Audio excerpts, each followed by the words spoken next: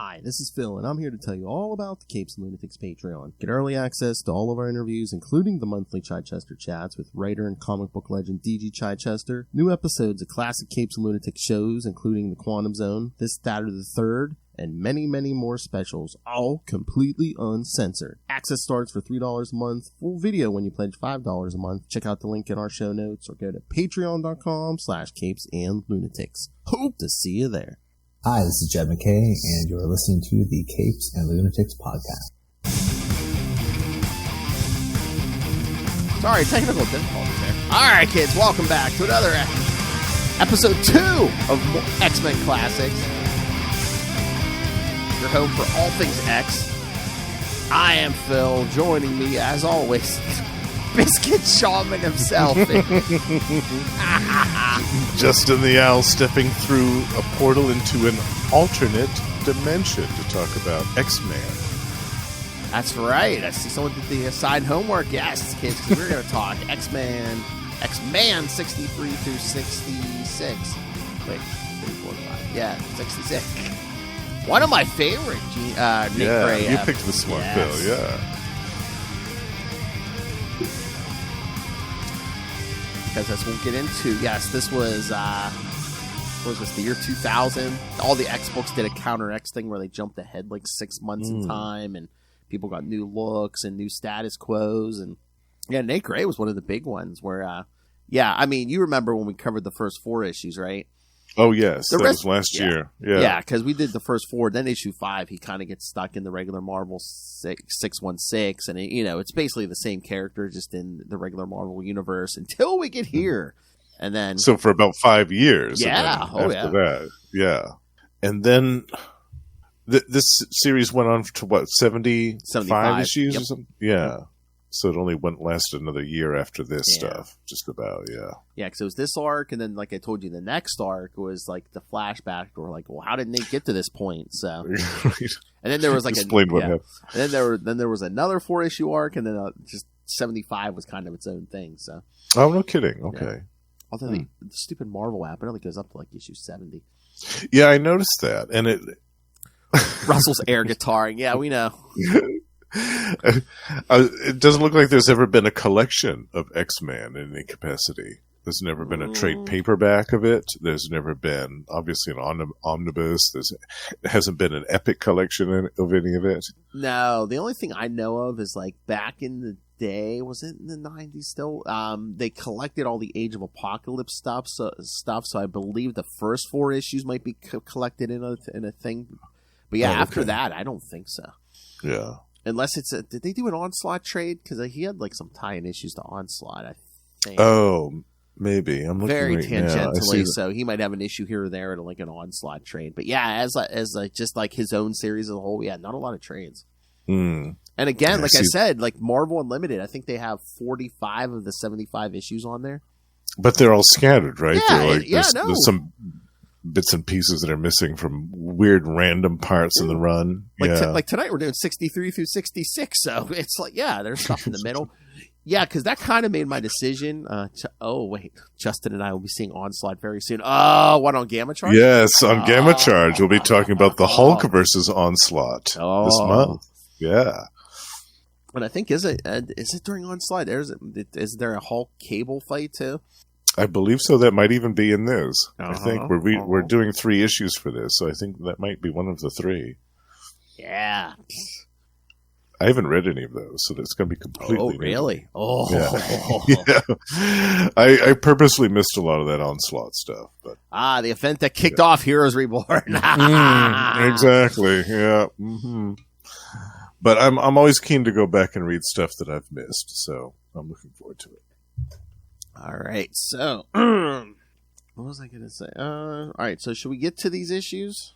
Yes, yeah. There's a lot to cover here. Actually, there's a lot of story in these. But yeah, this was an easy decision to make because I think this may be my favorite Nate Gray story. And then 2, there was another one. It's like somewhere in the 30s where it's Nate versus the Purple Man, which was like another choice, but it's not on the app. So I was like, well, that makes it really easy to choose this one.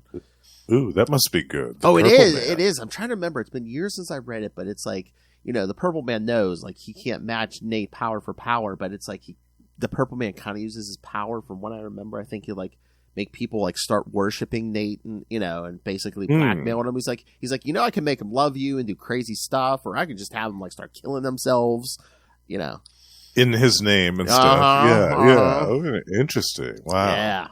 Yeah, I want to go back and read that one too. Yeah, because that was before all the Jessica Jones stuff and stuff. So it's like I think it had been like years, but since Purple Man had appeared, and all of a sudden he just like shows up in Nate's book. I was like, wow, that's random. It was cool. Cool. I like the story from what I remember, but I was like, man, that's a random pull. Very nice. I love that. I remember the corpse of the Purple Man was reanimated in a zombified form in an Alpha Flight story. That had some Jim Lee artwork, but that was in the late 80s, and I don't think that he had appeared in the 90s very much up until that point. Yeah. That's cool. Oh, jeez, Russell. First time I saw Onslaught was actually Marvel vs. Capcom. Nice. Yes. Good stuff. What do you get when you take the dark sides of Magneto and Xavier? Well, you get Onslaught, kids. Yeah. Marvel vs. Capcom. Finish him. All right. Again, I don't have synopses for this, so here I'll do credits, and then we can talk these. X-Man number 63, No Direction Home Part 1, from cover date May 2000, release April 19th, 2000. Writers Warren Ellis and Stephen Grant, penciler Ariel Olivia Vetti, inker Ariel again, colors Christy Shealy, letterer Richard Starking's Comics Craft, and editor Jason Liebig. Okay, here's the solicit, I guess, that they gave you. The new Nate Gray, changed and given a fresh and powerful motivation by events unknown, steps into the fire. There is something from beyond the world we know, loose on Earth, killing the members of a strange organization one by one. Nate knows where it comes from, knows why it's killing, but he wonders if he can stop it. All right, so jump in. Yeah, new look. Like I said, a lot of the X characters with this Counter X thing, got new looks, especially Nate Gray. And just... Yeah, this is a very different look than what I remember in the first 4 issues. Basically, just pants and almost like just a jacket. Yeah, he's bare chested, not even wearing shoes or nothing. Yeah, which goes along with the whole mutant shaman. Yes. A kind of ideology that they Well, did they talk about the shaman thing before this? No, that's the thing. That's the thing. Like, okay. It had taken a time jump from the last issue to this, and then like I said, next arc they do a flashback and they explain how he became the whole shaman thing. Yeah, the shaman thing. Yeah, and for the intents and purposes of that concept, the mutant shaman concept, I think that look is perfect. Mm-hmm. Oh yeah, definitely. But yeah, like I told you, I messaged you the other day. Yeah, the first 6 pages of this, it's kind of weird because it's kind of like it has to do with the next arc. So yeah, I was a little confused by that, but I'm glad that you mentioned that. It kind of gave me the heads up because otherwise I would have been wondering where that plot was going or where it ended up. All I'll say is those first 6 pages. All I'll tell you is that's an alternate Earth, and yes, Mr. Forge is that universe's version of Forge. So, yes, that's what I figured. Yeah, it was an alternate thing, and I figured that it was maybe one that Nate had come across previously in the series, perhaps. No, but all I'll tell you is, the next arc in the flashback. This is kind of where the whole shaman thing happens. So, okay, yeah, we'll have to check that one out too. Yeah. But it has nothing to do with this story. So, that's okay. Yeah, we can still read it. So once you get past that, and then you get the page, like the title page with Nate just floating on the sidewalk. Yeah, that's except for the cover. That's your first look at the new Nate Gray. Yeah. Yeah, and I can see totally how if you had been collecting this title on a monthly basis for the previous 5 years, all of a sudden you're picking up issue number 63 and you're thinking, wow, what happened? Yeah, because like I said, all the X books kind of did like a time jump here, and like some people got new looks and stuff. I think that it was this point, I think Cable kind of joined the X-Men. Like I forget who was on his team. It was like, I think he was on a team with Jean Grey, and there was a few others. I can't remember who. Maybe the Beast. But yeah, it's like And like the rest of X-Force was like out on its own. But yeah, so like I said, this kind of was like the biggest change to me, I believe. And this was 2000, so, we still also had X-Factor and X-Force, and were there two teams of X-Men at the time still, or had they merged into one? I believe there were still two books. Was it? Yeah, I believe there were still two. So, okay, interesting. So yes, we see Nate hovering on the sidewalk there, just going, idiots. And I don't know why, but I always love the look. It's not even just for this, but any, Cable or Nate appearance where it's just the one eye glows. Yeah, the art in this is very good. Oh yeah. I wasn't really familiar with this artist's work before, I don't think. Before this, but I think it set the tone good, yeah. Yeah. Yeah, because next we see just almost seems like a businessman, Mr. Beckham. And look, he fires his old assistant who doesn't know what he's talking about when he says we need a Sun King circle. And then he what's her face? He promotes this woman as his new assistant. God, I should remember her name. I've read this enough times.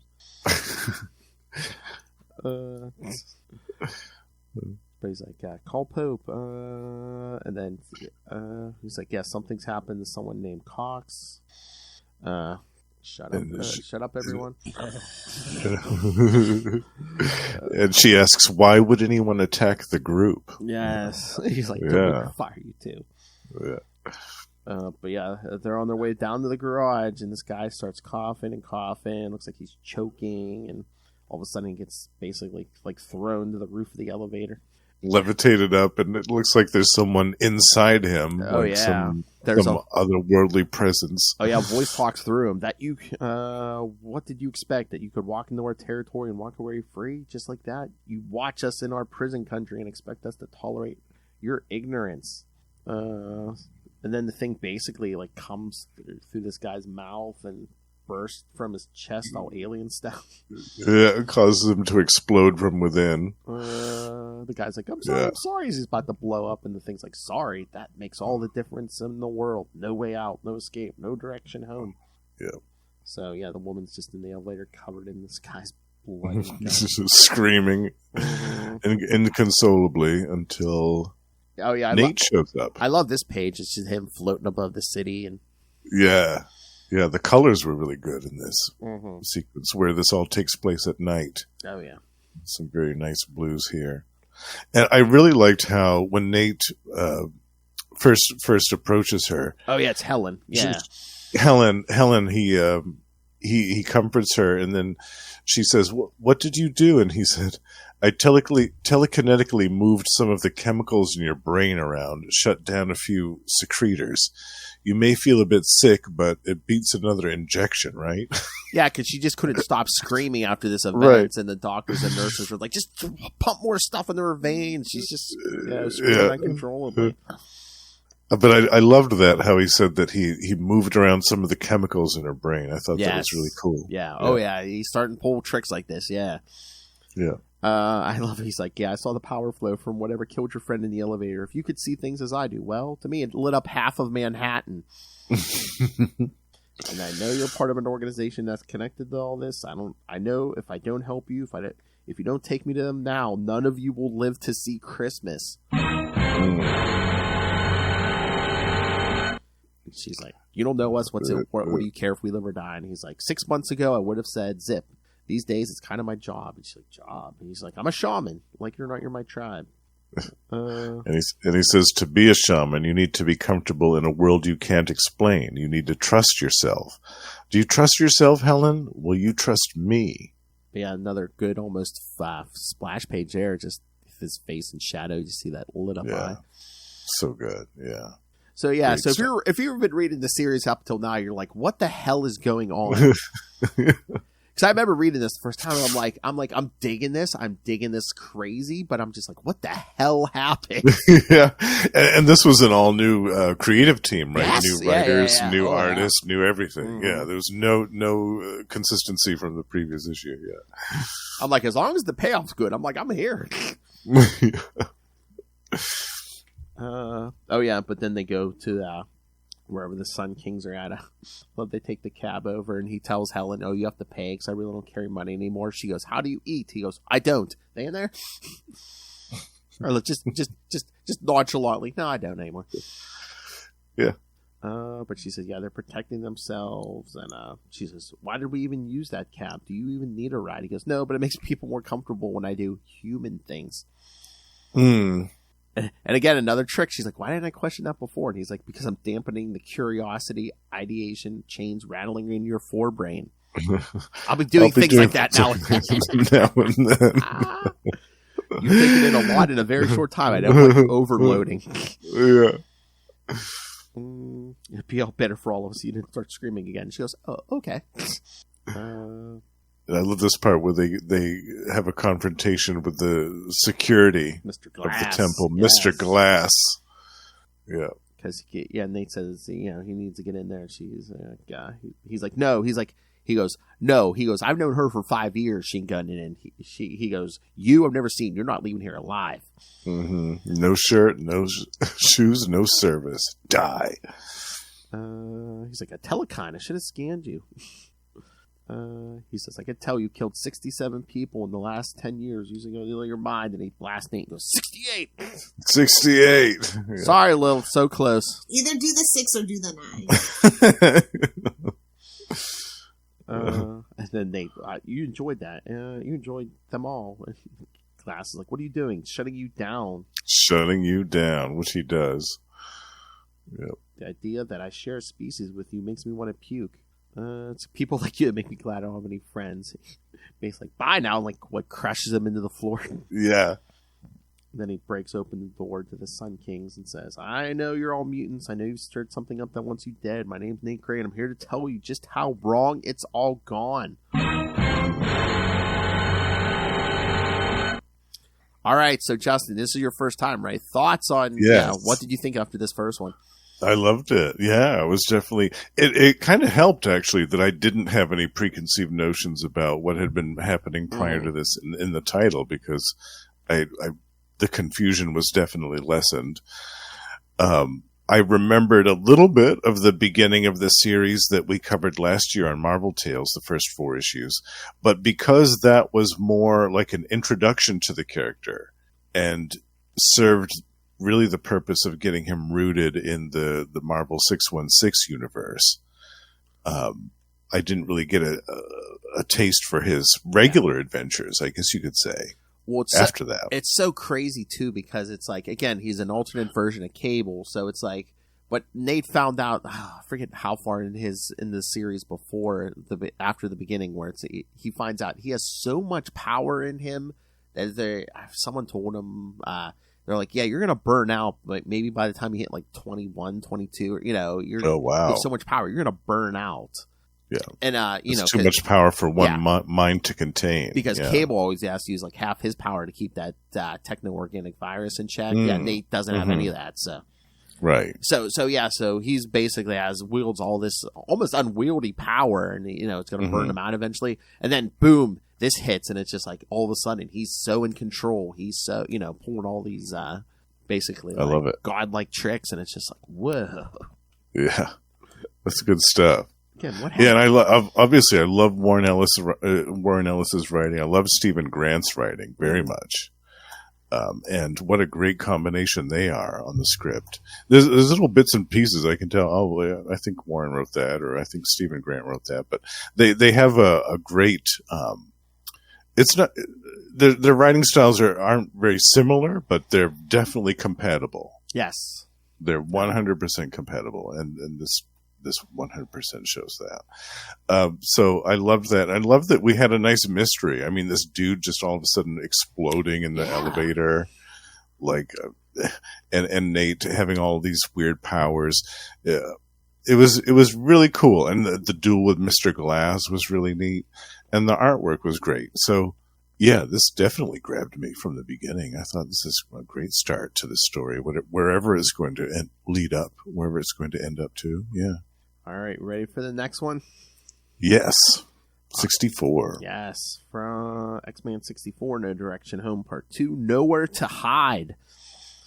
Release date April 19th, 2000. Cover date June 2000. Same team. And again, no synopsis. Oh yeah, look at that first page. That's a great one. Yeah. I know who you people are. Is that Biscuit territory? That's Biscuit territory. Yeah. Nice. Yeah. Definitely. My favorite biscuit. Basically just floats in. I know who you are. Don't get me wrong. I love it's like, oh, don't get me wrong. Your telepathic blocks are excellent, but you've never met anyone like me before. Yeah, they call themselves the Gauntlet. All these mutants. Yeah, it's like you had many names over the years. You met at universities, at the right parties, elite resorts, exclusive boardrooms. And he's like, yeah, you're all mutants. He's like, I'm dropping my mental blocks. He's like, read me. Don't try anything else. And they're like, your power, the power you radiate is unbelievable. You're bioengineered and vat grown, but you're Homo superior like us. You're not from around here. So yeah, he's like, I'm from Down Spiral, a parallel Earth that's no longer there. The age of apocalypse, kids. Yep. But yeah, he's like, you people have been further down, haven't you? And you disturbed something. Didn't you? There's a great full page splash of some great imagery here. Yeah, I love it. You must have really ticked it off. It crawled up to this reality just to kill you all. And then the woman who seems to be in charge says, how much do you read from us? He goes, not much. If I pushed your blocks any further, I'd turn you into vegetables. I don't want to do that. I'm hoping we trust each other, and now you'll just tell me. She's like, why is it your business? Being an outsider doesn't mean I don't care what happens on the inside. From your perspective, there is no outside. Yeah, he sees the bigger picture. Yes. Yeah. Yeah, he says, if everyone would just be quiet for a moment, this takes some concentration, then you can tell me your story. After all, we don't want the devil to come to us when we speak of him. Yeah, because he basically improves the shielding they had. He says, it'll hold as long as I'm happy. The downside is it's probably agitating our enemy something fierce, so keep me happy, talk.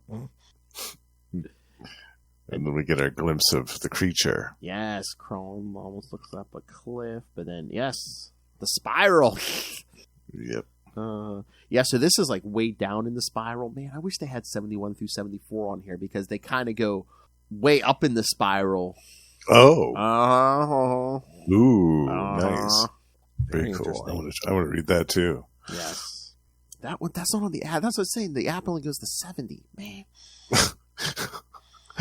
Leaves off the last 4 issues. Man. Oh, man. The last 5, the last 5, yeah, because it's 71 through 74 is an arc, and then 75 is its own thing. So, yeah. Right, yeah. I'm like, why? Why? That's so silly. Yeah, that makes no sense. So the creature says, the spiral, magnificent. Nowhere to hide, little bugs. Little bugs, yeah. But I love, Nate's like, yo, your explorer's a little careless, and, they say, the woman says, we're intelligent beings, awareness of our place in the world, our concerns are simply more diverse than the usual push and pull surrounding the species. And Nate's like, oh, you mean mutant politics, basically Xavier and Magneto. Yeah, but they say that they don't, she claims that they both miss the point, Xavier and Magneto. Yeah, she's like, both of them postulate it's an either or, coexistence or not, but, basic, yeah. And they said, we have powers. In theory, if we pool our mutant abilities, we can do anything. Eventually, we had to ask ourselves, why don't we ever do anything? And even Helen says, and now we just do anything we can think of. Oh, yeah, 'cause that's not going to be bad. Yeah. A bunch of bored rich mutants doing whatever the hell they imagine. Yeah, that's right. With almost unlimited powers to travel to different multiverses. Yeah. Into the future and the past. And Nate, reality north and reality south. You've been up universe into the sublimed planes. I can smell it on you. This isn't the time for silence. But they're still not talking. He says, I've seen the higher universes where civilizations go where they've been everywhere else, where they go to rest and become something else. Those places are like the face of heaven, but you've also been down, haven't you? You've been south of reality in the broken universes. You disturb something as the whole place starts shaking. You see pillars breaking.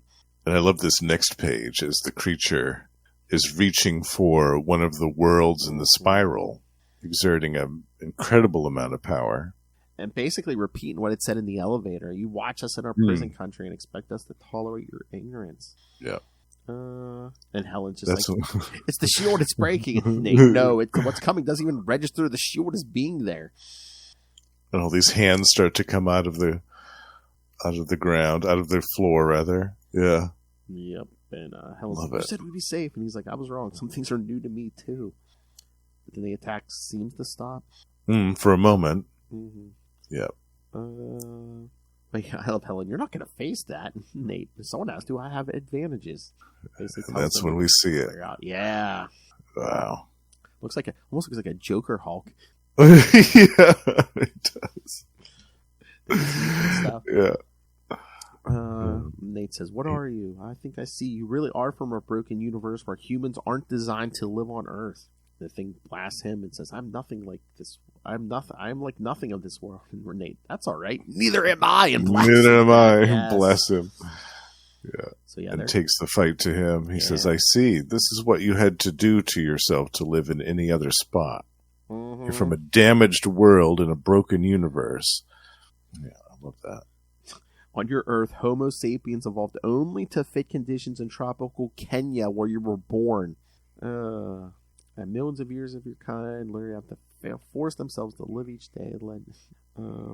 The thing blasts him. He says, what did they do to you when they touched your world? What can make you drag yourself up reality to a place where you can barely survive without a suite of backup internal organs? Basically just telling him, tell me. And things like, no. Mm-hmm.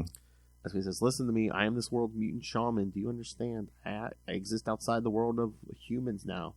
I am their defense when something from outside threatens the perimeter of their village. You can leave or you can die, but you will not harm another one of them.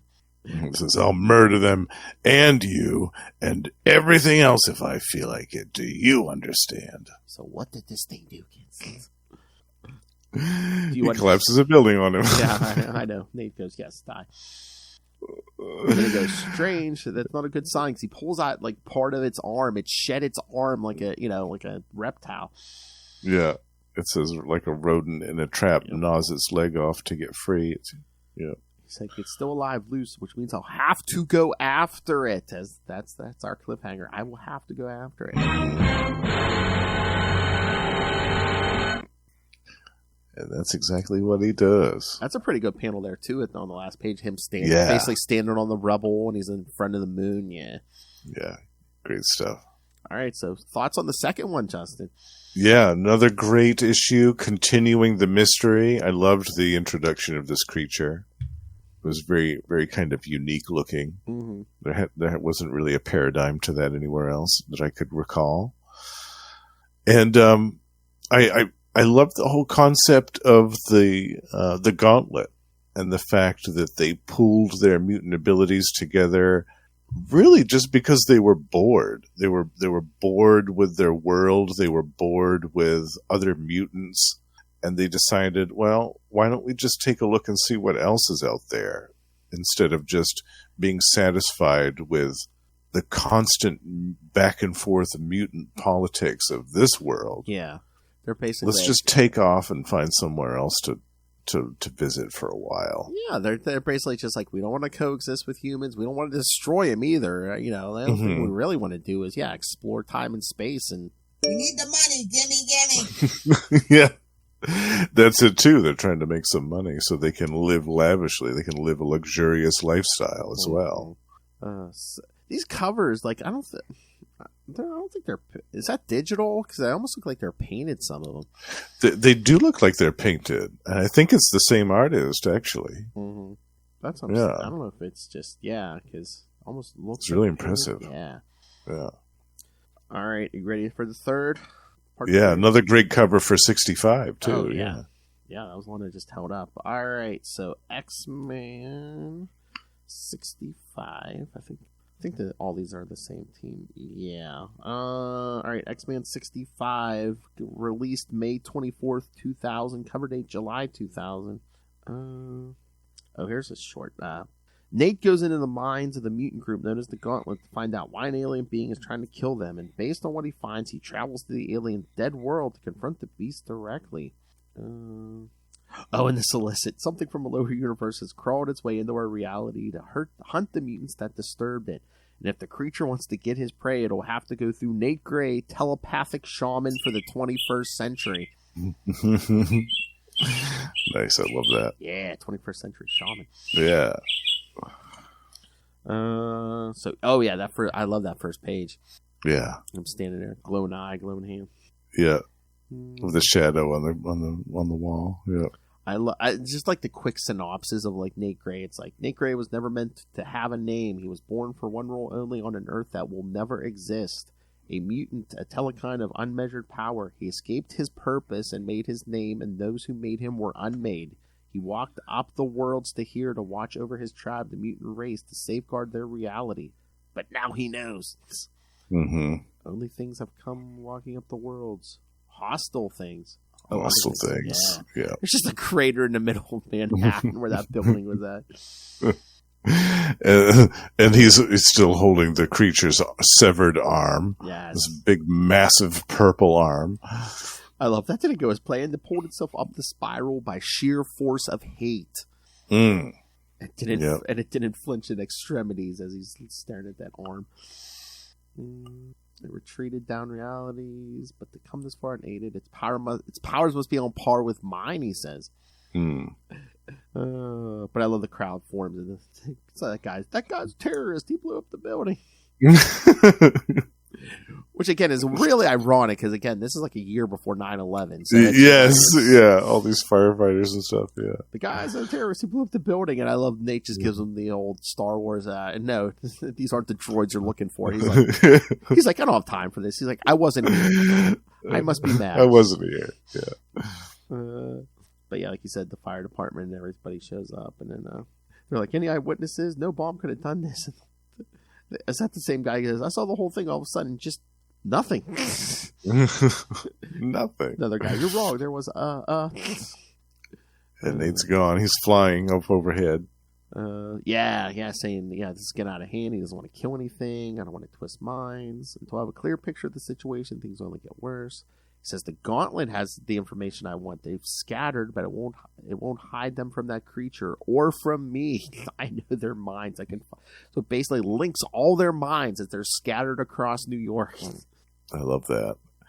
And that's a great page too, where it shows kind of portraits of each of the different members of the Gauntlet, and then at the bottom of the page it's Nate who's speaking to all of them. Oh yeah. By a telepathic link. The page before he goes, after the fight it's the strain of picking out the minds of the Gauntlet from 10 million others in the city. So he's able to pick out their minds from the millions of others in New York City. And then once he wires them all together, he goes, you guys might want to maintain this mental link. He goes, if I overload it, it could kill us. So I just assume not to. So he says, that's better. And he says, tell me what happened the day you left the universe. So basically, what'd she say? We are all successful business people. Yeah, we steer clear of the usual mutant squabbles, and we used our advantages. We got bored. We used our money to buy time to really explore our mutant abilities. Then we used our abilities to really explore. And of course, it would be too much effort to maintain life support while you're traveling. So yes, they buy some spacesuits from the Russians. Spacesuits from the Russians. Money can buy virtually anything here. But they said we had already visited parallel Earths. One of our corporations derives considerable revenues from one of them. Probably ours. Yeah. It shows them going down the spiral. We realized reality was three-dimensional. Not only did we exist parallel to alternate universes, but there are planes of existence above and below. But they went down into the darker places. The broken universes where creations, failures, or gods, or whatever you call it, are stacked.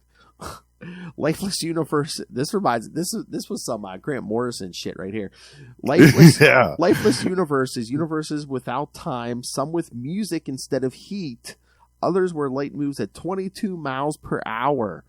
where flesh burns or great alien dynasties pass intense lifetimes in minutes, the wrong places. Yeah. That was very Grant Morrison shit. Yeah. I know. I'm like, oh, Warren Ellis must have been high as a kite right and those trippy skeletal bird things that were flying around them. Yeah, I love it. I mean, they both of them must have been high as a kite writing this. But again, I can't complain because I love it. Yeah. And yes, it's so good. And yes, no, I did mouth along to that one, but that was the point. So yeah, Nate's saying, where you did something so heinous, one of the natives dragged himself inch by inch across reality to come and get you. And then he just, there's a pause, and he goes, not even the now? He's like, you sicken me. Mm-hmm. We're supposed to be better than that. She's like, why? Because we're mutants? Homo superior? We don't exist to satisfy your hypocritical morality. You invaded our minds with barely a thought. And she says, what, are we evil? She says, are the gauntlets... Who says the gauntlets' actions aren't perfectly justified? Why should the gauntlet show creation more courtesy than you show us? He goes, I know you were idiots. I'll be back for you all. First, I have to fix this. I have to leave the universe. I love just casually, I have to leave the universe now. Yeah. And that's what he does. Yeah. Very easily. Very colorfully above Manhattan. Yeah. So yeah, he goes down and says, this must end now on the broken earth. Basically, yeah, blasts a big crater and says, I know what he says I know what they did, but he doesn't know yet. Let it go. Leave them alone. I promise I'll make it right. He only knows a piece of what they did. He doesn't know the full truth yet. But he is about to find out. Yeah. The creature says, make it right. You're a liar. And Nate says, I want to help. And the thing says, oh yes, you people from the good world, all you ever want to do is help. Look at me. Look at this place. What do you think you can do? What more can you rip out of me? Make it right. You know what they did, and you think it can be made right? The thing basically takes some of its blood, puts it on a rock, and this rock grows spikes as he throws it at Nate. I love that. Yeah. But that's it. But the thing says, they trapped us here, and the last page reveal, the thing says... Here we go, yeah. They stole our children! Yes. Yeah. It's just like, damn. Yeah, they saved that gut punch for the very end. Yeah, because you're reading up to this point, and you're like, oh yeah, they pulled some bad shit there here, but now it's like, oh my god. Yeah. And especially that next issue when they reveal why they stole the children. Oh yeah. Oh man, yeah. Yeah, this issue I was starting to think, okay, so the Gauntlet aren't. Yeah, they're not good guys at all. Like, ooh. Yeah. But then, yeah, that little reveal at the end, that was really a nice surprise. That was cool. Yeah. So was that shocking when you read that? Yeah, definitely. Yeah. And also, what a great concept that he's just like, I've got to leave the universe now. I'll be back to deal with you guys later. And he just... That's exactly what he does. He just kind of thinks about it, and all of a sudden he's in this parallel universe with this kind of dead world, which I thought the concept of in of itself was really cool too. Because that's the thing. Up until this story, like he had like raw power, but now it's like so he's so concentrated. It's just so fine tuned. He's like, oh yeah, I'm just gonna jump realities or yeah. He can focus it to shut down portions of your brain so you don't panic, and yeah, right. Yeah, and just like telekinetically waltz into another universe. Yeah, that's like god level powers. Yeah, I mean, he was a sledgehammer. Now he's like a scalpel. Right. Yeah. Yeah. Exactly. That's a good metaphor. Yeah. All right, you ready for the last one? Yeah, number 66. I don't know which one's better. Which one? My two favorite covers are the first one on 63 and this last one. What do you think's better? I think I like this one the best. Oh yeah, you're showing more chest and abs, of course. Well, yeah, but I also like the colors. I like the blues. Oh yeah, I like the dark blues in the background with the juxtaposition of the logo, the red and white of the logo. It's really striking. Oh yeah. All right. So X-Man 66, No Direction Home Part 4, released June 21st, 2000, cover date August 2000, same team. I have no synopsis, no solicits, nothing, so... That's okay. But yeah, another splash page, Nate basically just like falling to that earth. Mm-hmm. A little bit of catch up to what was going on in the previous issues for people that were just picking it up for the first time. Basically 5 text boxes that catch you up, yeah. Yeah. Yeah, but he blows up that boulder that the creature threw at him. He says, that could have been you. I've tried to talk to you. All I've gotten in response is bow and ellipses. You behave like a mad dog. Give me a reason to believe you're something else. This is your last chance. The thing says, you're one of them. You protect them. You took our arm. They took our children. There can be nothing but hate and violence between us. The last of us dies. What more is there to understand? And Nate says, considerably more, I think. I've had enough. He says, you and the Gauntlet are both so greedy with your secrets. All you had to do was explain things to me. He says, now I have a better idea. He puts his hands on its head. I'm going to look directly at your memories directly. And the thing even says, no, don't. You don't know what it was like. He says, that's exactly the problem. I don't. Yeah. So basically, he sees the Gauntlet coming in their spacesuits into this world, and he's like, it must seem harsh. This world must seem harsh to them, all hostile and dead. You saw them coming. You felt their psychic vibrations as they linked powers to scan the planet. You might have stayed hidden, but their curiosity was too great. They sensed you, but you could read them too. Imagine their shock to learn a universe this broken, this far down this structure of reality could sustain life. This was the miracle they'd been searching for, and you wondered what a miracle was. So yeah, that's how broken this world is. The people of this earth have no concept of what a miracle is. Mm-hmm. He says, yeah, and the thing says, yeah, I did, yes, we shouldn't have survived here. No life should survive here. I've seen your world. I know what we lack. The sunlight here is all wrong. The soil and air are too harsh, but for the toughest plants, time moves too quickly here. Our world changes rapidly, cruelly. We adapt, we mutate, we become a whole new species in a handful of generations. And they took our children. They called them biotechnology, a source of human-compatible organs able to adapt to any conditions by mutating the host. They said there was money in it, whatever money is. No concept of money on this world. No, it's difficult to conceive here. Children are precious and rare. They took again. It's an evil thing to steal anyone's child, but this thing even says we can barely have children, and they steal them. And for money too, a concept that they have no recollection of. No, they have no word for that. Probably, yeah. And it says, yeah. And then they used their powers to encase our world so we couldn't follow them. It took 4 generations of us to evolve the ability to pierce the barrier. And Nate goes, yeah, well, 5 weeks to us. And the thing says, yeah, to you, more than a century of grieving over our stolen children, of starting over in a universe not designed for life. The thing says, I demanded to be the one to go. I promised they would pay. While I've been away, my mate has died. My child has died. His child has died. I gave up my place in the world to exact revenge, and I failed. So I mean, as time moves down here, yes, his mate has died, his child has died, his grandchild has died. Yeah, pretty much, for all intents and purposes, his whole lineage is gone. Yeah, so basically, yeah. Imagine someone slaughters your entire family. You go to get exact revenge, and when you come home, like more than a century has passed. Yeah, and whatever the remnants of your family are all gone now too.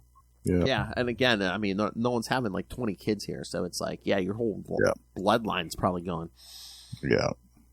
Yeah, the thing says, this world is no longer my home. Nate says, it can be. You didn't fail. I did. This is my wound to heal. And the thing, you're one of them. How can I trust you? And Nate says, because I say, that splash page, because I say you can. Because I say you can with a glowing eye. It's so good. And then we see him basically pop back into the 616. Again, over Manhattan. And then he links up all the minds with the Gauntlet again. He goes, I'm back now that I've got your attention. Let me explain something to you. He says, let me explain what a shaman does. A shaman is a miracle maker and healer, a priest, a mystic, a poet, an ecstatic visionary. He sees around the edges of reality. He exists outside the tribe, defending it from what lies beyond and from itself. Several months ago, I became this world's shaman. I'm used to existing outside tribes, and Yoshida's like, so I'm fascinated. So what? Usually the shaman is invited in to work his healing. Sometimes he has to invite himself. And again, some of the stuff he's saying, I'm like, imagine how much better our world would be if people were like, yeah, I'm going to be a shaman. I'm going to try to, do some healing and do some good for the world. Yeah. But yeah, then Helen speaks up, and Nate's like, where are the children? And she's like, what do you mean? I don't know what you mean. And he says, the children the gauntlet took from the... And then he basically just like... he's standing on a tall building, and then all of a sudden he just like appears to Helen. In the blink of an eye, he's right there. Yes. But he says, the children the gauntlet told that they took from the broken universe to dissect for their unusual organs. And then you see the gauntlet members just start running. He's like, they know what's happening. Yeah. He's like, they're in a panic because they're afraid of me now.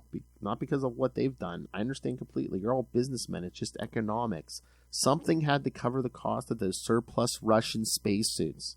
Why not helpless creatures who shouldn't have been alive anyway? She's like, oh, is that why it's here? Because they took its children? What do you do? And then he basically uses his powers to like read the computer, to hack the computer. Yeah. And then he's like... and then he discovers they're all dead. He's like, they've been dead for 3 weeks. He's like, I was too late before I even started. He's like, now all I can do is heal the wound. They show Yoshida running away, and then she gets picked up. And you hypocrite, get out of my head. You have no rights. And he's like, who then? You've committed infanticide, possibly genocide. Yeah. He's like, Homo superior means you have advantages. It doesn't mean you're beyond accountability. As he picks her up, brings her above the city, and blows her up. And the other members of the gauntlet. Oh, yeah. You just see all the rising up. Look like fireworks over Manhattan. Yeah. He's like, you knew what you did was wrong. You tried to hide it. You did it for no better reason than to pad your portfolios. Man, this is hitting. I mean. Yeah. That sort of behavior simply can no longer be tolerated. And Helen's freaking out. She's like, stop it. I'm still connected through their telepathic web. I can hear their shrieks. You're killing them all. And Nate goes, not all, Helen. I'm not going to kill you, even though you deserve it the most. And she's like, what? And he's like, it was you the broken man was aiming for in that elevator. I can read minds, but a mind is a big place. I have no to look for. He goes, until he told me, I had no idea it was you who suggested the gauntlet take the children. The gauntlet constitutes an infection in the society that needed burning out. Do you even see how vile such brutal greed is? Or do you think this is just some game you lost? And again, she throws out a line that never gets picked back up, but she goes, what if it wasn't for the money? If I had a better reason? And he says, no reason could justify what you've done. But I'm still not going to kill you, as she disappears. Yes, he throws her down to the broken earth and sends her to, the creature and his, what's left of his people. Yeah, he goes, alive. Yeah. He's just standing over her and goes, good. Good. Yeah. And who knows what happened. Well, I have a good idea what's probably going to happen, but... It's best left to the imagination. I think they're going to be eating roast Helen for the next month. For the next few years. Yeah. Yeah, then that last page, we, flash forward 2 days later, and basically Nate kind of sort of talking to the children because he's buried them in the cemetery, and he says, sorry, this is all I could do for you. And yeah. You should have been cherished. A decent burial is the only crumb of dignity I can give you now.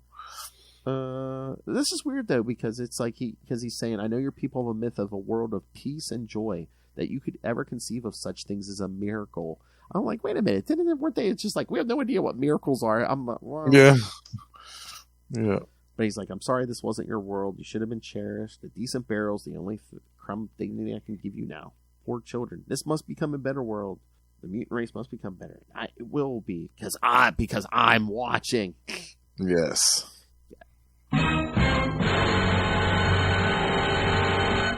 And yes, kids, as we said, we'll have to get to the next arc at some point, because at that last page it says, what changed Nate Gray?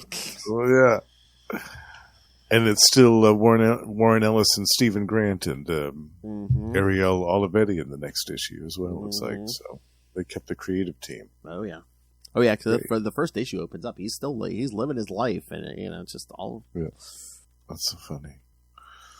All right. So, thoughts, Justin, on this whole thing? Yeah, I really enjoyed this. Yeah, it was nice how it subverted the expectations where you think, oh, you've got this demonic-looking entity from a parallel world that's a broken world at that. It's a dead planet. You automatically think, oh, that's the bad guy, that's the villain. Yeah. But then you discover pretty quickly, oh, no, it's the Gauntlet. Oh, yeah, the creature wasn't the monster. Yes, yeah. Yeah, and then not only are they villains, but they're the worst kind of villains because they steal the kids of the children of these creatures. Oh, so, yeah. I mean, like I said, stealing children for anything is horrible, but dissecting them for body parts? Yeah. Horrific, yeah. This was definitely a dark story, but I love stuff like that, and I loved the whole concept behind the spiral and the broken worlds, like the worlds at the bottom of the spiral, the failures of that had, like you're saying, the Grant Morrison shit with the music instead of heat and all this other Light stuff. Moves at 22 miles an hour. 22 miles an hour. I love that type of stuff. It's so great. Oh yeah, and so to have a focus on that type of thing was really cool. And a nice surprise for this type of comic book, because again, I wasn't expecting to read a story of this caliber and of this depth in X-Man. I mean, I recommend this story to anyone, but especially you, Noel Tate. You need to read this story. I mean, again, I think Noel Tate would love this. Again, Noel, at the end of the story, yes, the rich elite meet their fate because of their, and I quote, brutal greed. Yes. And I think he would like the art, too. Oh, yeah. I mean, this is a good story overall, but I know, if nothing else, the hook for Noel will be, the evil idle rich will meet their the crony capitalists. Their well-deserved fate, yes. The crony capitalists get their well-deserved comeuppance at the end. Yes. This is a great story, Phil. Yeah, like I said, I would love to see this series get reprinted in some form. Yes. If they start doing epic collections of it or an omnibus or whatever, it'd be great. I think it needs some more spotlights, some more eyes on it. It always surprises me because I'm like, this is an X book. I mean, I always thought like anything X with Marvel with an X was licensed to print money. Right. And in the 90s too, where this started in 95, which was prime X time.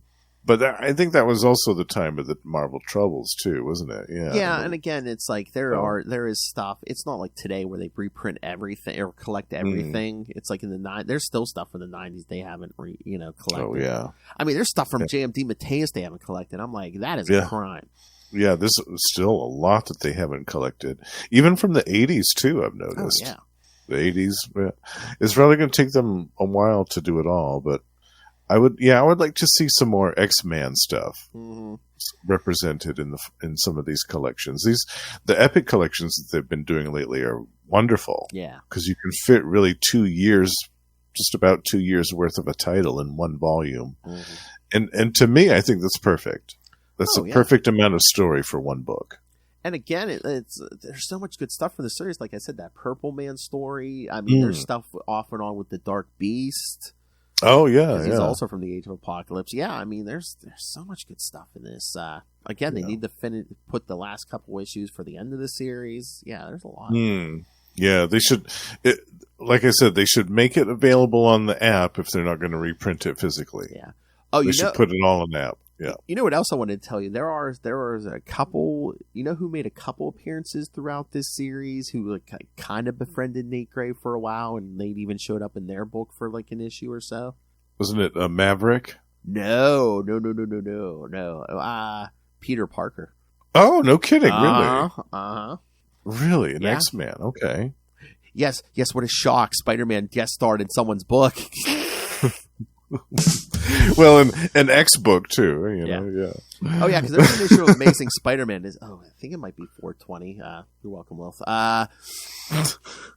Yeah, well, like Nate kind of spends, was it Christmas Eve or Christmas with like Peter and Mary Jane and like her aunt and stuff. Yeah. Oh, no kidding. Yeah.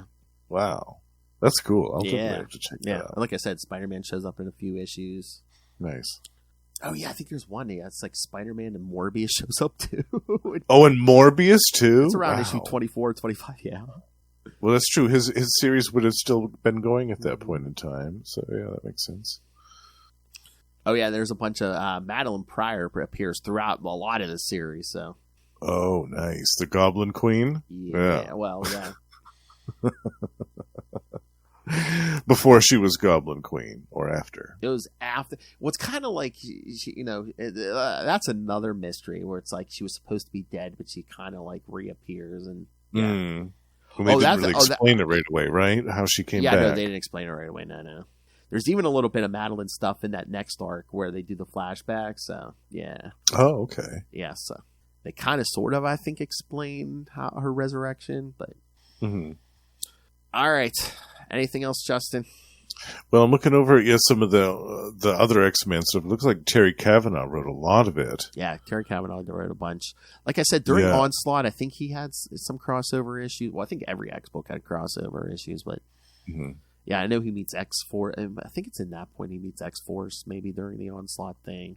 Yeah, it looks like Terry Kavanagh wrote most of it leading up to what we just covered with the Warren Ellis and Stephen Grant stuff. Oh, yeah, and I think, was it issue 20, I think? The Abomination makes an appearance. Ooh. For, host of Gamma Charge. Yeah, Abomination shows up. Very nice. Oh, that's cool. So, yeah, we're definitely going to cover more of this. Yeah, almost kind of like Rom, we were talking about on Marvel Tales. It's like, yeah, he kind of like, interacts with, eventually interacts with like different corners of the Marvel Universe and stuff. Mm-hmm. I love that.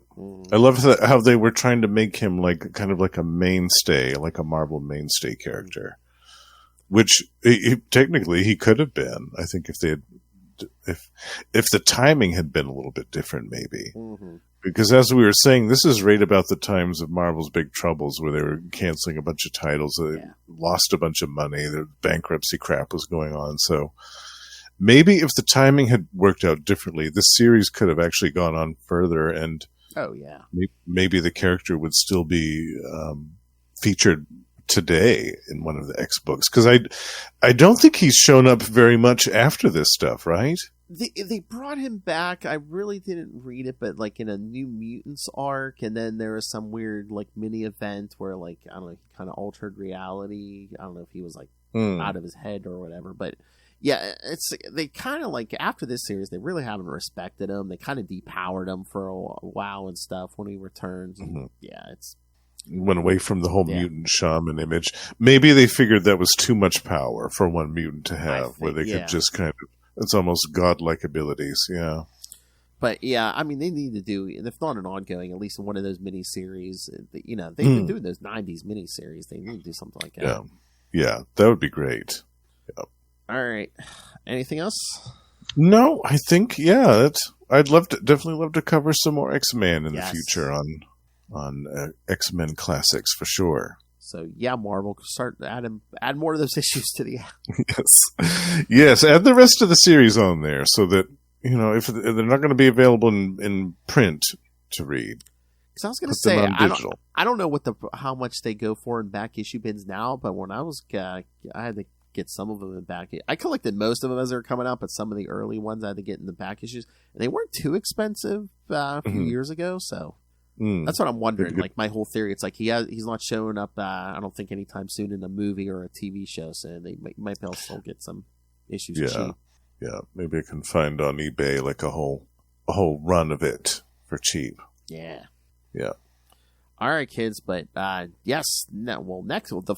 for the next month, yes, you're going to be getting an X-Men Classics episode every week in the month of March. And to celebrate his 50th anniversary, we're going to be doing all Wolverine episodes in March. So that's right. Yes. You've got 4 Wolverine episodes coming up. Wolverine Origin, the Weapon X storyline for Marvel Comics Presents, and then a 2-parter Justin picked out, Wolverine 17 through 20, and then Wolverine 21 through 23 from his original ongoing series. So, yes, lots of good stuff coming, kids. Oh yeah, I know in Marvel Tales we were talking about some of the stuff coming up on Marvel Tales, but yeah, we're doing the Wolverine stuff, and then later in the year we're going to do 2 episodes on the Extinction Agenda. Yes. Which I'm very excited about. We'll be covering some Beast appearances later in the year. Oh, yeah. We're going to do the when he first turned furry. Yes. Yes. We'll be covering some Excalibur later in the year as well, around my birthday.